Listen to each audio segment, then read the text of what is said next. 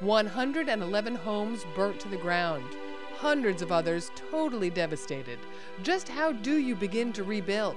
It's very hard because people are suffering still.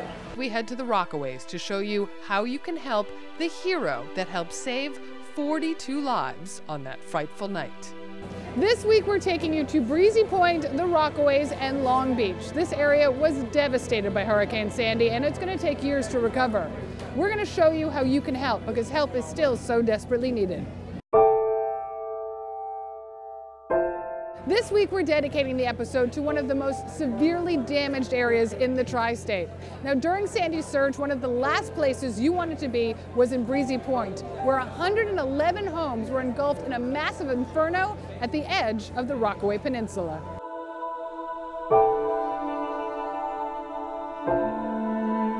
When we arrived in Breezy Point, we were shocked by what we saw. We watched the coverage on the news and we read the stories, but to actually step foot in one of the worst hit areas in the tri-state rendered us speechless. Breezy Point was under mandatory evacuation, but many residents decided to stay, including NYPD's Roy Richter, whose own beachfront property was completely destroyed by Sandy.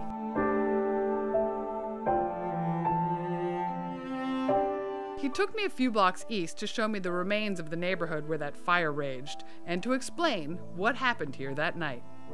This house in the corner caught fire. Not quite sure how it caught fire, either from electrical spark that hit a gas line, but after that house in the corner caught fire, the wind was whipping so strong and so fast. The embers were shooting and basically hitting other houses, attaching to it and burning those houses. But every single home here was completely destroyed. He also saw the house of his childhood destroyed. Only the deck that he and his father rebuilt years ago still stands. This deck I had actually built with my father. We built it the last. As you can see, the planking, we used 2x6 versus the regular 1x6 planking. And we put the flagpole right in the middle of the deck because it was something that we were proud of, my father and I. And this house survived. Actually, I shouldn't say this house survived. The deck and the flagpole survived amongst devastation. And it actually became important to me that I came back a day or two after the fires and the hurricane to hang a flag on the flagpole. And the flag is a flag that came from my Uncle Jack's coffin. I was given that as a souvenir, as a memento of his devotion to the country, and I felt there was no place better than to hang it up on the flagpole amongst devastation to symbolize the hope and the freedom that makes rebuilding this place possible. It's important to note that Breezy Point is a neighborhood of first responders. They lost 37 members of the community on 9/11, and 2 months later, American Airlines Flight 587 crashed down on a house here, scattering bodies across the beach. But on the night of Sandy's surge, the Point Breeze volunteer firefighters not only worked diligently to contain the flames of the 6-alarm fire, but they were also busy putting out fires started by the enormous embers, the size of cinder blocks, that were swept up by Sandy's winds, threatening other areas of the peninsula as well. Their efforts saved 42 lives on that frightful night. Fire Chief Martin J. Ingram is a true hero. It's like Noah's Ark. We had people, dogs, cats in the back of it, and unfortunately, because we were driving in 4 feet of salt water, we had a bow wave of about 5 feet. We know, all the experts tell us that the diodes, the truck is, within 6 months, is going to be falling apart. We've already seen signs of it, so it did its job, and that was the important thing. It lost the whole community, and it's sad that we lost 111 homes. It is the biggest fire in the city of New York since 1860, but nobody died. And that is an incredible miracle, and this one of the proudest things we are of that night. So it was It's not a miracle, it's because you were doing the work, my friend. If you would like to donate to the Point Breeze Fire Department, they really could use your support. Both of their rigs are now destroyed, along with all the tools that help them to literally save this community. You can find them on Facebook at Point Breeze Fire Department. This is truly a community that takes care of its own. Right around the corner from the firehouse is where you will find the Pump and Gut program. Pump and Gut is they're going into people's houses, they're removing standing water, they're gutting the wet sheetrock and the wet plywood. That includes ceiling, sometimes up on the first floor. And after we've gutted everything out, they'll take the debris, remove it. They'll take your large appliances, washers, dryers, refrigerators, things like that. They'll remove those as well. And then the phase we're kind of getting into now, since we've been doing it for about 3 weeks, is now we're getting into that little bit of standing water that may have accumulated in your basement. You know, the water table's not down all the way, so it refloods a little bit. Get that out and drying it out. So making sure that no mold grows. We're battling against the horrible, horrible amount of mold that's here. No, I know. I've heard people are having to rip down their houses, I know, in Staten Island just because of the mold damage alone. We've managed to mitigate a lot of the mold just because a lot of quick thinking. Isn't one of the big problems that people, you know, they're not getting their insurance money yet, so they don't really have the funds maybe on hand to do this? How can people get involved that might be watching this program? Come down to Breezy Point. We need equipment, we need a lot of hand tools, but mostly we need people. We need a lot of volunteers. You will work helping homes. And hopefully you feel good at the end of the day about it. This grassroots operation has aided 600 homeowners along with the help of Operation Hope and Habitat for Humanity. We've got thousands of volunteers. We brought them from Westchester, Habitat New York City is coming out Saturday. From all over the New York area and across the country. I have people from Indianapolis and people calling from Ohio wanting to come and help. And when there's a disaster, this is the best of what America is. This is the best of what New York is. And you know, if we can make it here, we can make it anywhere. Well, tell me a little bit about this community in particular. I mean, it is filled with a lot of service people. Yeah, you know, people have put their lives on their line. A lot of first responders are here, you know.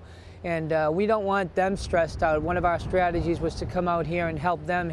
You know, the chief of the fire department here is like a hero to me.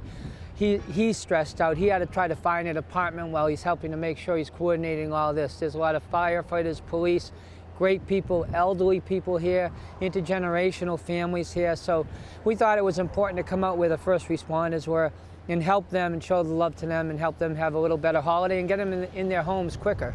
All right, so how can people out there help Habitats for Humanity here in Breezy Point? Right, well, email me at relief@habitatwc, relief@habitatwc.org. Contractor's bags, safety goggles, gloves, not clothes, not food, and we appreciate monetary donations. To donate funds that will go directly to this area, info's on Facebook at Habitat for Humanity of Westchester. Coming up, we head to the Relief Center in Rockaway Beach. We learn how we can all help victims find financial relief come tax time and meet the owners of a small indie coffee shop that's also giving back.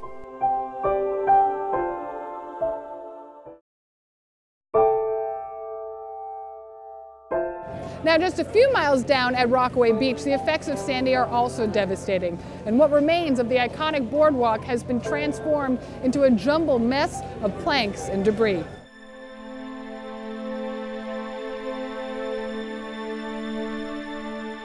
It is a sad and shocking sight. Beachfront homes destroyed, and these images were taken 3 weeks after the storm.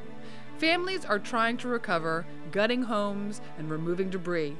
Once known as the Irish Riviera, Rockaway Beach is the largest urban public beach in America, and with a population of 13,000 people, it is the third most populated neighborhood on the peninsula.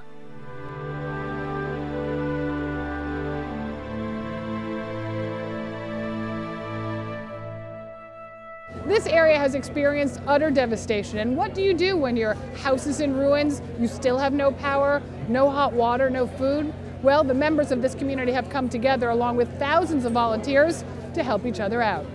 We are a St. Francis de Sales relief operation, that's how we call it.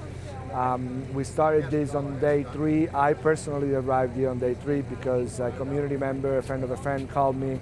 I have experience of disasters simply because I've done missions in the tsunami, and we ran one of the largest camps in Haiti after the earthquake, so it was kind of expected of me to come and help. Well, it's amazing to me here that some people still don't have power.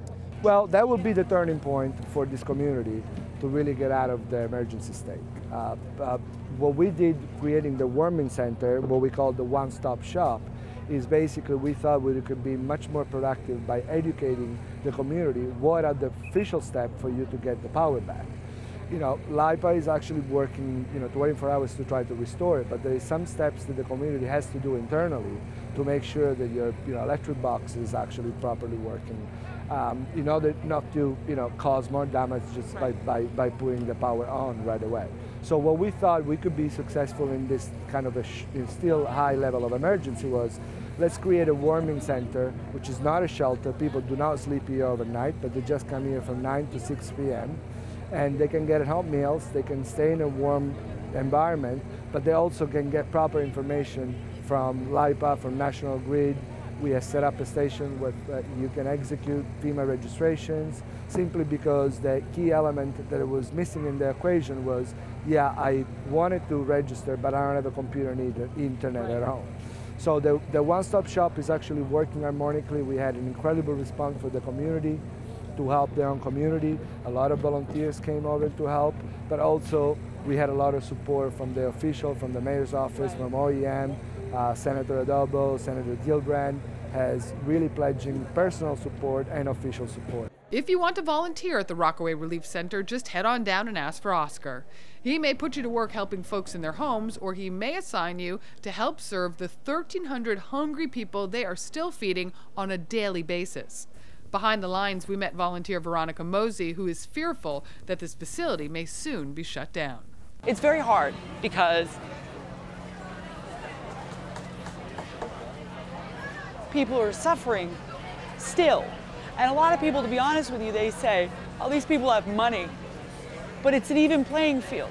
You know what I mean? I'm sorry, I feel like it didn't. It's an even playing field. And somebody who doesn't have money, whose house gets wiped out, still is a house that's wiped out. All right? They need help too, and they need a place to come, and they need, people come in, I say, how you doing? I try to get to know them or whatever. They said, I'm tired of being cold, but they don't complain very much. They really don't. They just say, well, we're gonna try our best and see what we can do to get this thing together, but they don't.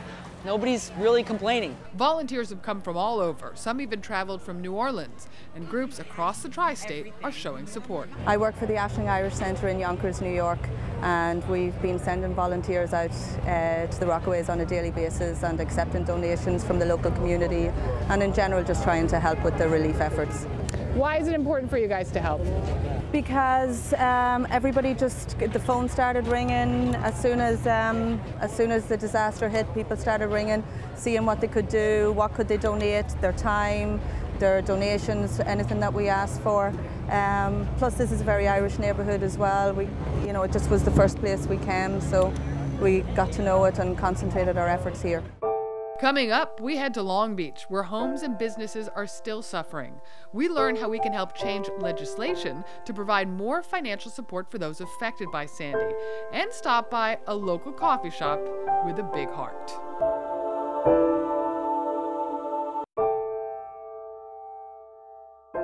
We've been out here every single day since Sandy hit, just coming out, cleaning out basements, helping unflood basements, shoveling sand, everything we can do to help the families that just can't do it for themselves. And no family can do this on their own, actually. The outpouring of support has been enormous. Folks from all walks of life have headed to the Rockaways by train, bus, car, and foot to help. Many of these volunteers are from the group Mormon Helping Hands, a program that mobilizes members of the Church of Jesus Christ of Latter-day Saints. We lost everything, but with people like you, we know everything's going to be all right. And we had faith in God, and we're just so grateful. Thank you so much for everything. I can't tell you how much it means to us. I guess I felt like there was a need for more volunteers on the ground. There need to be more people there actually helping, and, tearing out drywall and doing the really difficult manual labor. So I thought that I could put together a film that might motivate people to go out there. Filmmaker Joshua Brown's video of the effort is truly inspirational. The church has this Mormon Helping Hands program that it's worldwide, so they do a lot. It's basically the humanitarian arm of the church, so they go into war-torn areas or even just cleaning up city parks, and they wear these yellow vests to sort of help the public sort of identify who they are and what they're there to do. Thank God. Because for the first week there was nobody here. It was like there was, the firehouse was shut down because of the flood.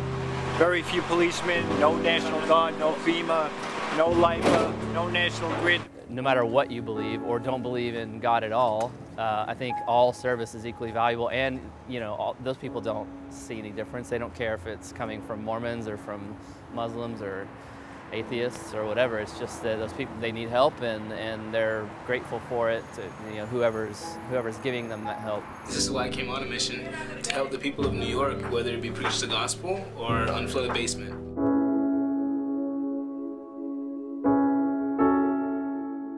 Long Beach also experienced Sandy's wrath, damaging its sewer system, its downtown business district, and the once glorious 2-mile-long boardwalk.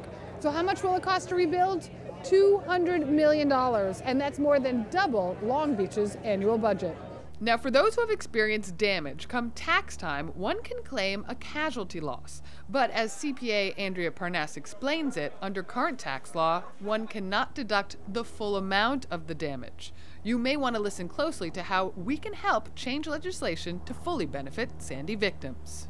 On your tax return, you have the ability to take a casualty loss, and a casualty loss it's a bit complicated, but basically what your loss is after insurance has covered you. So right now, legislation is really set up for the individual loss. If one person, let's say their car gets totaled and they're underinsured, so it's set up for those types of situations. This casualty that we have right now is affecting thousands, if not hundreds of thousands of people. They've lost their homes, all their belongings, etc. So what we'd like to do is have people contact their state senators, their Congress people, their assembly people. They can write in and request that the tax law be adjusted or made more lenient, which will allow them to get rid of the 10% base. And the way that's calculated is if you have adjusted gross income of $100,000, you have to exceed 10% of that adjusted gross income. So if your W-2 is $100,000, and that's all you have, your adjusted gross income is $100,000. You would have to have a loss, let's say, of $60,000 minus this 10%, which would be $10,000, netting you $50,000 loss, and that loss would possibly be deductible on your tax return. That would at least save you some tax money. It would enable you to get a refund, help you rebuild. The reason we ask for this change in legislature is because it affects a lot of people. It's not one limited situation. It's many people who were really hurt. So if you feel strongly, contact your local representatives. How will this help? The difference in this case would be $10,000, which could go a long way towards rebuilding. As we've witnessed, food is still needed for first responders who have stepped up to volunteer, and one organization that could use your support is Island Harvest, the largest food bank on Long Island. They have distributed over 1 million pounds of food since Sandy hit. Island Harvest started 20 years ago with a woman who had a desire to help people in need. She saw our local 7-Eleven in her town throwing out sandwiches, and she thought that, that can go to some place that needs it. So she decided to get a group of her friends together, and they sat around a kitchen table, and they decided to go to the shelters and take all the 7-Eleven food and distribute it. And that's how it started. So 20 years later, we're now the largest food bank on Long Island, distributing more than 2.8 million pounds of food to all food shelters and soup kitchens and food pantries on Long Island. And every single day, our volunteers are there to help us and helping distribute this food. We have 11 trucks that go out. Depending on the area that we have to go into, we're either police escorted, and we have our bullhorn in hand, and people know that Island Harvest is here for them. And 97 cents of every dollar donated will go directly towards relief. For info on donating, go to islandharvest.org. Coming up, local businesses that were not damaged are pitching in all over the tri-state. We asked you on Facebook who deserves some credit, and you sent us to a small coffee shop with a big heart.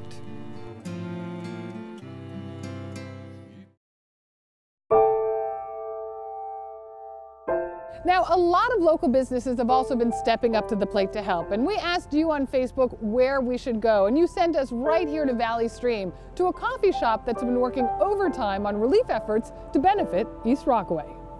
Sip This is the dream that Dave and I had since early in college, after visiting friends and at their colleges and seeing like the small towns and their coffee houses and how much it brought the community together, and it's our dream. Stephanie Pontillo and her partner David Sabatino grew up in Valley Stream and realized their dream about a year ago.